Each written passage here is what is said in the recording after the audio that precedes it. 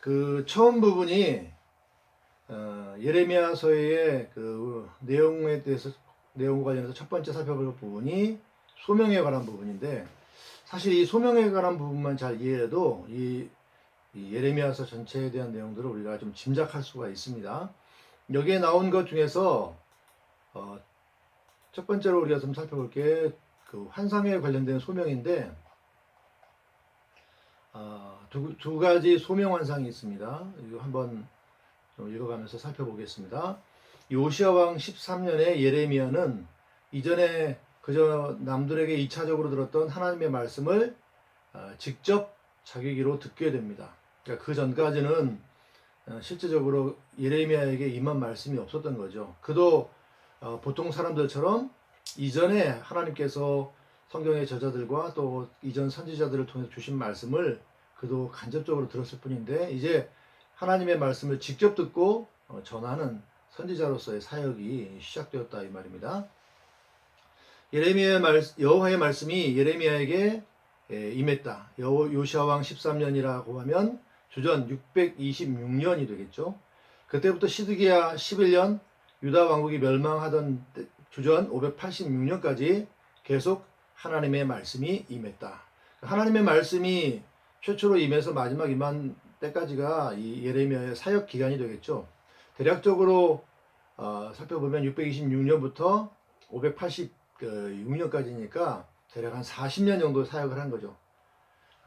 그는 40년 이상 하나님의 말씀을 들으며 또 하나님의 말씀을 전달하는 그 선지자의 사명을 감당하며 사역을 했습니다. 하나님의 말씀을 받아서 거역하는 백성들에게 선포하는 이 사역은 그에게는 감내하기 힘든 고통이 되기도 했지만, 하나님께서 끊임없이 말씀하셨다는 점에서 그는 참으로 축복을 받은 사람이었습니다. 그렇죠? 하나님의 말씀을 사실 우리가 전하는 일이 굉장히 힘든 일이죠. 우리의 경우에 보면 설교하는 일이 굉장히 힘든 일이지만, 또 한편으로는 이 설교하는 사역이 우리에게 굉장히 큰 축복이죠. 우리가 그 말씀을 전하기 위해서 먼저 듣게 되는 거니까, 하나님의 말씀을 먼저 듣고 그 약속들을 우리가 믿음으로 그 약속을 믿는 자에게 주시는 복락들을 누리게 되고, 그 위로와 기쁨과 또 소망을 갖게 되는 것이고, 또 이 말씀을 전해서 영혼들을 살리는 일, 그들이 하나님의 말씀을 깨닫게 되고 하나님의 말씀대로 살게 되는 그런 이런 일들을 우리가 하나님께서 행하실 때 우리가 수종되는 거니까 그건 굉장히 큰 축복이죠. 어쨌든 이 부분은 우리가 좀 묵상할 필요가 있겠습니다. 예레미야는 하나님의 말씀을 받을 때 그 말씀을 외쳐야 했는데, 그 말씀을 외칠 때 사람들에게 모욕과 조롱을 당하고 핍박을 받아야 했습니다. 그가 받은 메시지는 하나님의 백성의 죄를 기소하고 정죄하고 고발하는 것이었고, 멸망을 선포하며 심판을 선포하는 것이었기 때문에 사람들은 예레미야가 선포하는 메시지를 들으려 하지 않았고, 그를 심지어 죽여 없애고자 했습니다. 실제로 예레미야를 때리고 옥에 가두기도 했습니다. 하나님은 예레미야에게 말씀을 주셨고, 예레미야는 말씀의 선포자로 부름을 받아 수종들었습니다. 그 다음에 하나님께서 이 예레미야를 선지자로 부르신 다음에 선지자로서의 그 사명을 더 분명히 주시기 위해서 환상들을 보여주셨는데, 그 여기 나오는 첫 번째 환상이 살구나무 환상이죠. 1장 11절에 보는데, 한번 우리 번역된 성경으로 한번 읽어볼까요? 예레미야 1장 11절입니다.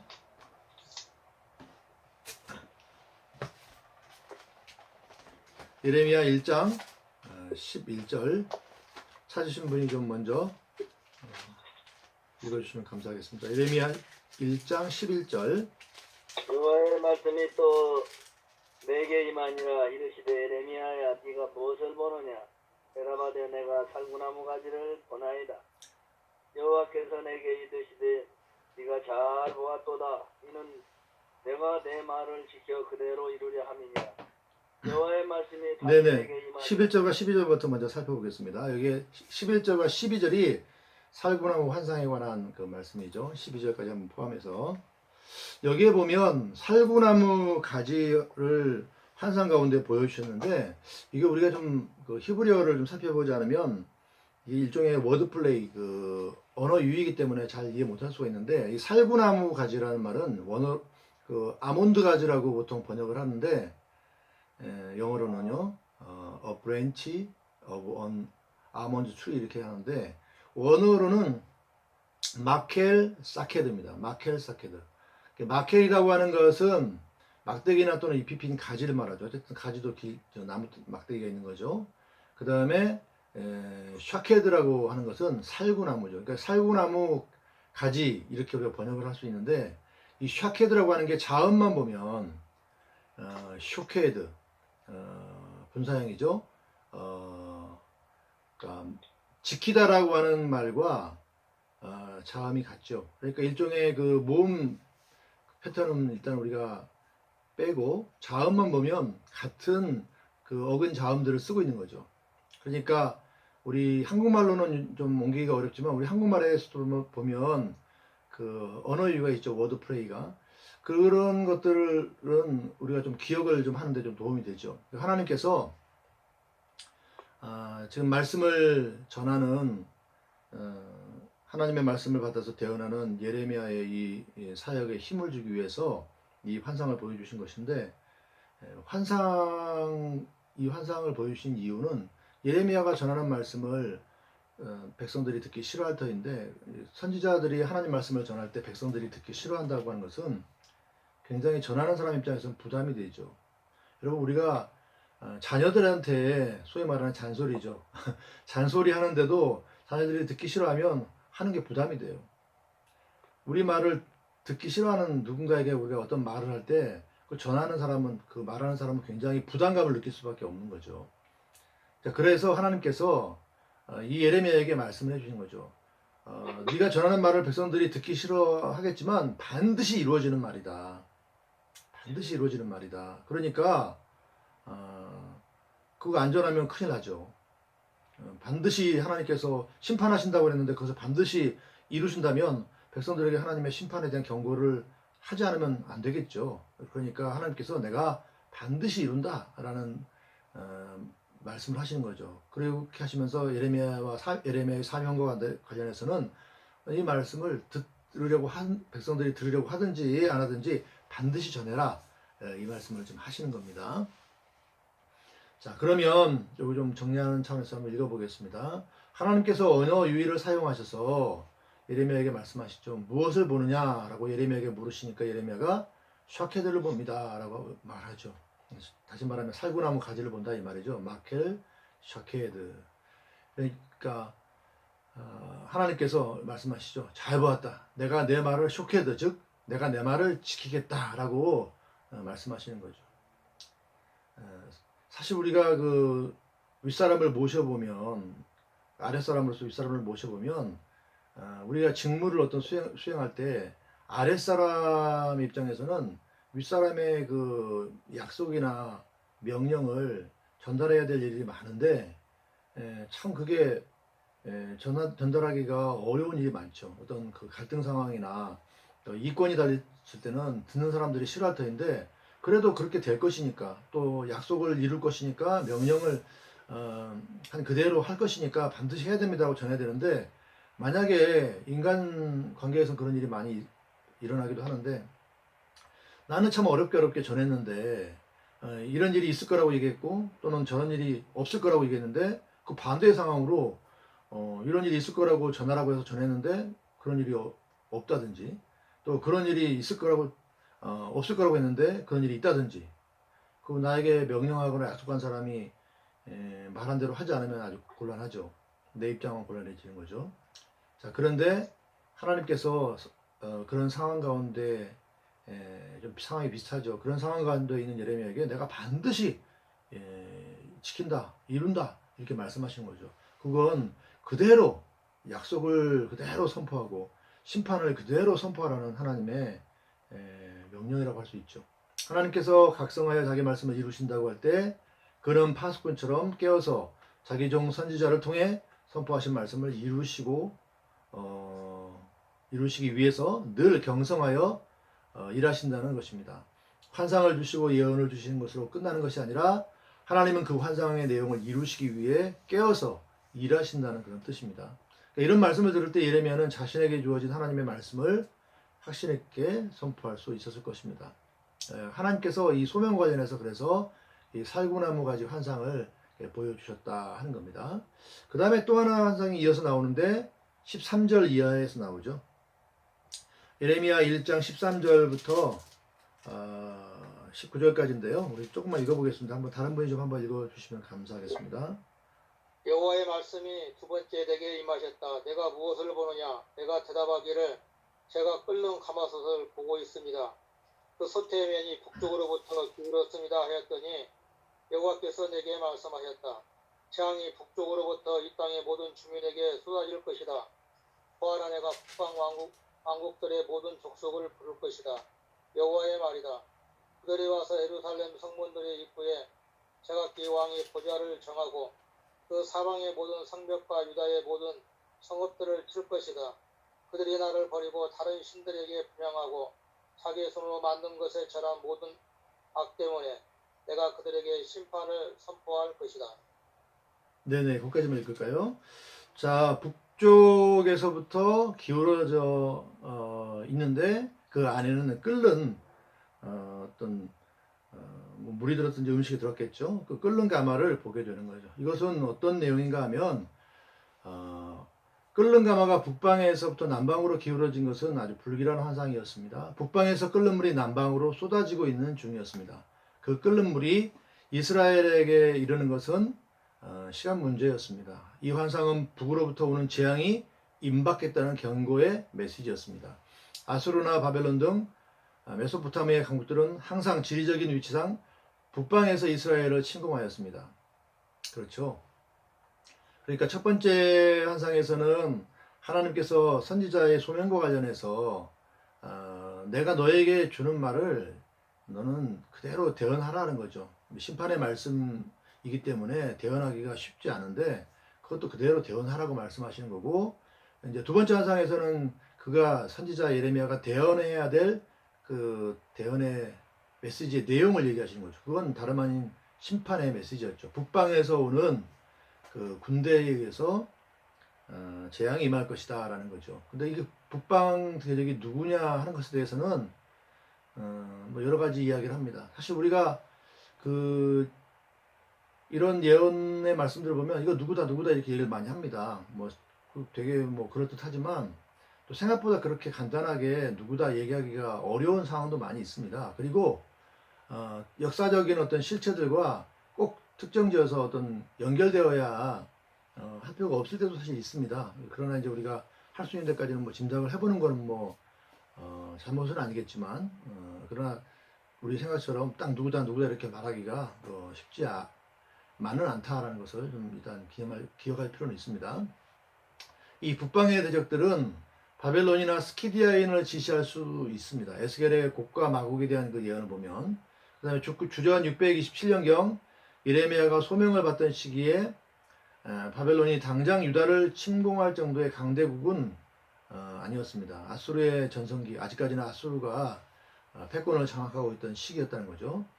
바벨론의 나보폴라살은 아수르에서 독립하고 주전 612년경에는 아수르의 니느웨를 메대와 함께 함락시키고 605년경에 근동지방의 패권을 차지하게 됩니다. 따라서 바벨론이 유다를 침공하고 장악하는 일은 시간 문제였습니다. 이 예언의 성취는 예레미야 39장 3절을 보면 바벨론 왕의 모든 방백이 이르러 중문에 앉으니 라고 되어 있는데, 이 구절을 보면 주전 587년 또는 6년에 예루살렘 그 함락 사건에서 성취된 것으로 보입니다. 이건 이제 바벨론이나 스키디아라고 볼 때 왜 그런가, 왜 바벨론인가 하는 것을 좀 설명해 주는 거죠. 한편 그 즈음에 스키디아가 서부 아시아 지역을 침공하기도 했습니다. 그래서 스키디아일 수도 있다라는 설인데 여기서는 자세하게 다루지는 않겠습니다. 이런 경고의 메시지가 선포된 원인은 여호와를 버리고 다른 신에게 분향한 것이 그 원인이었죠. 이 우상숭배의 죄악 때문에 북방에서 재앙이 이스라엘을 덮쳤다, 이렇게 말할 수가 있습니다. 그다음에 그 예레미야에게 하나님께서 이런 선지자로서 대언의 사역을 감당하고 또 심판의 메시지를 전하라 이렇게 전해야 된다고 말씀하시면서 이어지는 말씀에 보면 선지자로서의 소명을 신실하게 감당하도록 다시 한번 말씀을 하고 있는 게 나옵니다. 우리 아까 읽었던 말씀에 이어지는데 선지자 예레미야는 자신의 소명을 감당하기 위해서 일어나 여호와께서 명하신 바를 선포해야 했습니다. 1장 17절 너는 네 허리를 동이고 일어나 내가 네게 명한 바를 다 그들에게 고하라. 그들을 인하여 두려워 말라. 두렵건대 내가 너로 그들 앞에서 두려움을 당하게 할까 하노라. 이게 하나님께서 말씀을 전하라고 하셨는데 내가 명한 바를 그들에게 다 고하라고 하셨는데 그들을 두려워하지 말라고 합니다. 이건 다른 말로 말하면 사람들이 듣지 않으려 할 뿐만 아니라 하나님의 말씀을 대언하는 너를 핍박할 수도 있다라는 그런 내용이죠. 그러면 우리가 두려워서 하나님의 말씀을 대언하기를 주저하거나 또 포기하고 할 수가 있는데 하나님께서는 사람들이 듣기 싫어하고 심지어 하나님의 말씀을 대언하는 너를 핍박할지라도 너는 전하라 이렇게 말씀하시는 거죠. 여호와께서 예레미야에게 쇠기둥 녹성벽이 되어 주시겠다고 말씀하십니다. 백성들이 하나님의 말씀을 듣기 싫어하거나 또 더 나아가서 그 저항하고 이 선지자를 핍박하고 위협할 수 있는데 이 백성들의 그런 듣기 싫어하는 태도나 또 심지어 핍박하고 위협하는 그런 상황에 직면해서 예레미야가 하나님의 말씀을 전하는 일을 포기할 수 있는데 하나님께서 그때 내가 너에게 쇠기둥과 노성벽이 되어 주겠다 말씀하시는 거죠. 그러니까 든든한 어떤 방패가 되어 주시겠다, 보호자가 되어 주시겠다 그런 의미로 말씀을 하시는 거죠. 예레미야가 예레미야 9장 1절에 보면 실제 하나님의 말씀대로 그런 일을 당할 때 이렇게 호소합니다. 주께서 나를 기만하심으로 내가 기만을 당했사오니 이렇게 호소합니다. 이거는 이제 우리 뭐 좀 더 직설적으로 얘기하면 하나님께서 나를 속였습니다라는 거죠. 아니 보호해 주시겠다고 하더니 보호 하나도 안 해주셔가지고 제가 지금 막 그냥 백성들의 저항과 제 말에 대해서 대꾸도 안 하고 또 귀도 기울이지 않고 더 나아가서 나를 막 이렇게 핍박하고 위협합니다. 하나님께서 분명히 뭐 쇠기둥 녹성벽이 되어 주신다고 하셔서 제가 이 선지자의 길로 나왔는데 이게 뭡니까? 이렇게 외치는 거죠. 사실 뭐 이 선지자가 정말 마치 베드로가 주님을 배반할 때 사실상 뭐 예수님 욕을 한 거죠. 그런 어떤 상황인데 사실 뭐 베드로가 욕을 했다든지 선지자가 하나님 원망했다든지 그런 것보다 그들이 당한 그 상황들 뭐 베드로하고 예레미야하고 똑같은 건 아니지만 그 상황들을 좀 우리가 더 그림으로 그려볼 수 있으면 좋겠습니다. 사실 우리가 하나님 앞에 사명을 받아서 이 어떤 일들을 감당하는데 막 그냥 만사형통하고 순탄할 수만은 없겠죠. 오히려 그런 경우보다는 뭐 시간이 지나도 뭐 되는 일도 없고 어려움들은 더 가중되고 그런 상황이 많죠. 그럴 때 우리가 좌절할 수도 있고 또 하나님께 원망할 수도 있죠. 그럴 때에 사실 예레미야와 같은 말 하나님께서 도와주신다더니 하나님께서 인도해 주신다더니 하나님께서 필요한 것들 채워주신다더니 전혀 그렇지 않으시는 것 같습니다라고 정말 좌절할 수 있고 또 탄식하고 하면서 기도할 수밖에 없는 거죠. 자, 하나님께서 그러한 상황들을 생각하시고 내가 쇠기둥과 노성벽이 되어 주겠다라고 말씀을 하시는 겁니다. 그 하나님의 그 약속과 내가 쇠기둥과 노성벽이 되어 주겠다. 네가 좌절하려 할 때, 실망할 때, 포기하려 할 때 내가 너를 붙들어 주겠고 너의 보호자가 되어 주겠다. 이런 말씀들을 하심에도 불구하고 그게 우리 생각처럼 그냥 만사형통하게 하시고 아무 어려움도 없게 하시는 그 상황이 아니라는 거죠. 근데 우리가 그런 것들을 이론적으로는 원리적으로는 알 수 있는데 실제적으로는 그런 일들을 당했을 때 그 생각이 들고 그 상황 속에서도 하나님께서 보호해 주신다, 필요들을 채워 주신다, 또 인도해 주신다, 길을 열어 주신다라는 생각들을 이게 오롯이 가지고 나아가기가 쉽지만은 않아요.